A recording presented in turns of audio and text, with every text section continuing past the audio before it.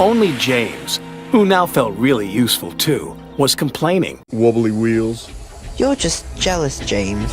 Thomas, I should have collected Mr. Conductor, not you. James is right, little Thomas. Collecting Mr. Conductor is an important job. Important is big. James is a big engine, but you, Thomas, are small, teeny weeny. And I am a big blue engine who knows everything. Bossy sprockets, all that steam has gone through your funnel. There they are. We'll fix their wagons. I'm not good at backing up. Me neither. What's important is to stand up on our own wheels to Diesel. Diesel knows that the lost edge of the legend really exists. What engine? What legend?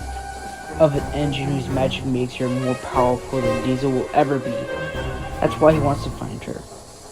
Well then, we better find her first. Leave it to the big engines, Percy. Little engines can do big things, especially when they have nice blue paint like me.